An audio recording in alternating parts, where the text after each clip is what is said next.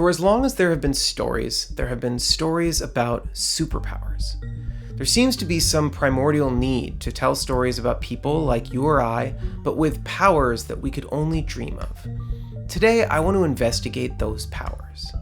Hi, I'm Tim. I write for television, talk to a camera a lot. Today, I'm talking about superpowers. Except today, I'm going to be doing things a little bit differently. I'm going to be ranking superpowers. But I'm not ranking them on which ones are the strongest. I'm ranking them by which ones have the most narrative potential. What do I mean by this? Well, what I mean is, what kind of stories can you tell with a hero who has these powers? In what ways does it open your story up? And for the lower ranked powers, what kind of stories can you not tell with someone who has these powers? In what ways do they shut off avenues of storytelling? That's how I'll be ranking them. I'm not saying that you could never tell a good story with someone who has a very low-ranked power. I'm just saying that it's a lot harder and you have to use a lot more consideration than when you're writing a story for someone who has a high-ranked power. That's enough preamble, let's get to it. Let's start with the C tier. These are the powers that are net neutral. They do not help your story any more than they potentially hinder it. This is the baseline tier. Any power in this tier could be narratively exciting, but more often than not, they're just kind of boring. We'll start with laser beams. This includes the energy pulse, the force blast, the lightning bolt, any power that lets the hero hurt things at a distance, usually accompanied by some CGI beam or projectile. This power is the simplest and most whatever of the powers.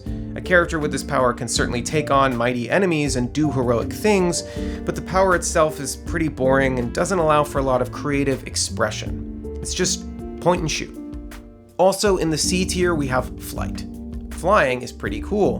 We would all love to do it, but its function in a story is just getting from one place to another, a feat that can be accomplished with a plane ticket. It doesn't really allow the hero to take any heroic tasks unless comboed with other, more interesting powers. Another side note about flying is that it removes one of the most satisfying things to watch people do, which is jump. Jumping and landing and just barely making it are all really exciting, and flying just totally negates this. Next, in the C tier, we have the power to become insubstantial, the ability to pass through surfaces. This power is more interesting than flight or lasers, but it's also more problematic. It's a powerful ability that gives your heroes real staying power, but it also makes them really, really hard to kill in a way that's not very interesting. This lowers the stakes of a challenge. Who cares what your villain throws at your hero can just phase through it. Last in C tier is armor. Any tough, durable shell that makes the hero somewhat impervious. This power is a lot like insubstantial in that it removes a lot of stakes in your fights. It makes your hero very passive, very low risk. Just as a rule, any power where the hero doesn't need to avoid attacks but can just withstand them is always going to be a narrative drag, because there's no fun tension of how are they going to get out of this? Now let's talk B tier. These are powers that open up your story. They may not be super rich veins, but they do give you something. Unlike the C tier, powers in B tier usually provide a lot of avenues for creative expression. Super strength is the classic B tier power. A character with super strength can do incredible things, but they're just as vulnerable to pain and death. This is why this power is the most common power in storytelling. Super strength is a very interactive power, which puts it above flight and armor, but it's not as fun to watch as some of the powers we'll cover later. Next in B tier, stretchiness. The stretchy power is in this tier because it allows for so much personal expression. Heroes with this power can really use creative, out-of-the-box thinking. It pairs well with clever characters, and it allows people to demonstrate their uniqueness in really physical, tactile ways. Next, telekinesis.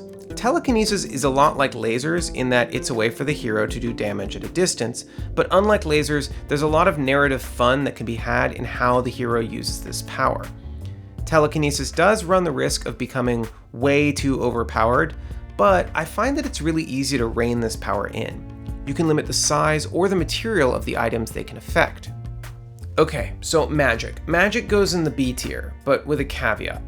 Magic is a pretty vague power, and a lot of its uses are going to be covered in other powers.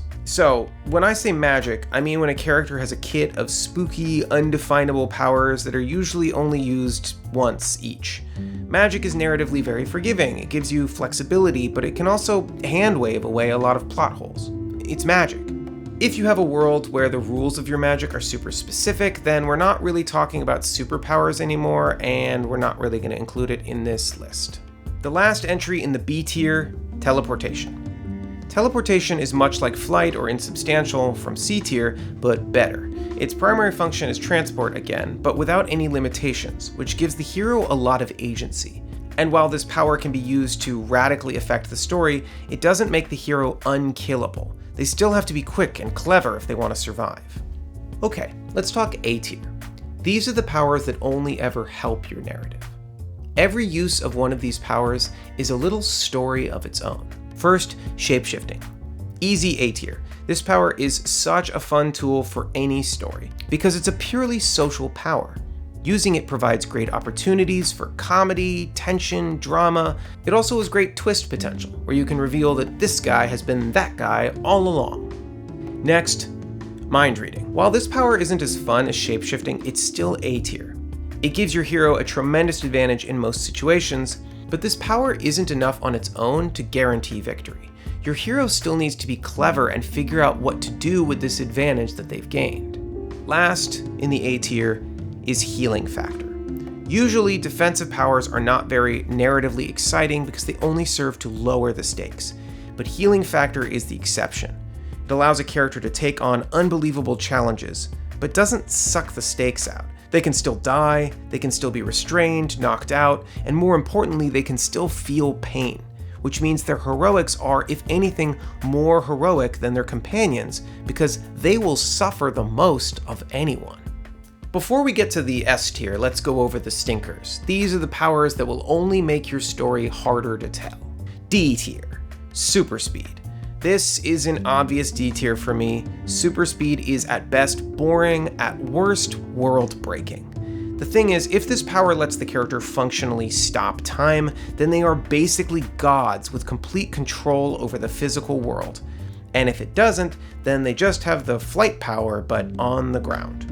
So either they are an unbeatable god who is never challenged by any opponent who doesn't have super speed, or they are able to have all the effectiveness of a motorcycle. Now, just a quick reminder, this doesn't mean that the power of super speed will always hinder your story, it's just a narrative hurdle that a lot of writers have tripped over. But not all of them. The movie The Eternals somehow manages to write a speedster whose powers did not break the universe and was an all-around interesting character. I doubt we'll ever see her again, which is a shame. Also in D tier is invisibility. This power is very useful and it lets your hero get into all sorts of shenanigans, but the one problem with this power is it's very hard to present the power in a visually interesting way. It's also a power best used to get your hero out of danger, which is not fun. Your hero should be using their power to get into danger. But I want to point out that invisibility is only a D tier power when it's given to your hero. Give invisibility to your villain, and now you are cooking. Because an unseen hero is rarely heroic, but an unseen villain is still very unsettling. And now we get to the F tier, the stinkiest of stinkers. These are powers that are so narratively toxic that they are almost impossible to use. First, invincibility. By this, I mean we have a hero who is, with very few exceptions, completely impervious to serious harm. Bullets bounce off of them. This power is the worst. It lowers the stakes and it trivializes whatever cool power your villain has. Can your villain breathe fire? Doesn't matter. Do they bleed acid? Who cares? The power only closes off storytelling routes while adding almost nothing. The worst part of the power is that it almost always comes with some sort of off switch, but this means that the off switch will appear at one point, and then this power will not matter. So either it's too powerful or it does nothing at all. Classic F tier stuff. Filling out the F tier is mind control. Mind control is simply too powerful. It is a power that if left unchecked makes telling a story impossible because the central component to nearly every good story is the conflict between the will of one person and another. If one character can change the will of the other character with the wave of a hand, then there's no conflict and we can all go home. Any story that can make mind control a central power of the hero without completely wrecking the world building or stakes has some top tier writing. Okay, let's get to the S tier. These are the cream of the crop. These powers are so narratively rich that they are on their own a compelling story. First, we have immortality, or a very long life. This is a character who isn't necessarily impervious, but they will never age or die naturally. Writing with an immortal character gives you so many tools. A very long life means lots of context, lots of backstory, lots of hard-earned wisdom, and potentially lots of trauma and regret. There's a reason we keep coming back to vampires over and over again. Next up in the S tier is the special weapon, or unique item. The hero may have other powers, but their main power is the ability to use this item. Every time I threw it would always come back to me. Sounds like you had a pretty special and intimate relationship with this hammer, and that losing it was almost comparable to losing a loved one. It's a nice way of putting it. This power is great because an item can become a very useful visual metaphor. Perhaps the item will have a will of its own, and the character must resolve some personal crisis to use it. Or perhaps it's a suit of armor that represents the barriers we put up to keep others from helping us after we've experienced a trauma. Man, I love Iron Man 3. Anyway, special weapons are also great because it's a power that's almost always earned. And an item is usually a very crisp visual signifier of what type of character they are. Cap is a shield, a defender. Thor is a hammer, an aggressor. It helps distinguish between your heroes. And lastly, in the S tier, we have no powers at all. That's right, being the one powerless guy in the superhero lineup, that's S tier for storytelling. The fact is, the audience will always naturally gravitate towards the powerless characters. They will be relatable and down to earth, and they will be even more heroic than their demigod counterparts because they're tackling the same challenges without any magic armor to keep them alive. They have to be the smartest, the bravest, the most likable. Before we go, I want to look at this tier list and point out some interesting patterns. First, you can see the grouping at the bottom includes flight, lasers, and invincibility. These three are the powers of some of the most boring superheroes. They are also the kit of Superman. Superman is a notoriously hard hero to write for because his powers basically kick out so much of your narrative stakes. You have to either throw the stakes into the ceiling or tell really personal stories. It's just a tough knot to cut through. And towards the top, we see immortality and healing factor. Those combine to make Wolverine. And in every single iteration, Wolverine has always been a fan favorite. So that's my tier list. If you disagree or you think I missed any common powers, get in the comments, let me know, and please subscribe. I'll see you next week.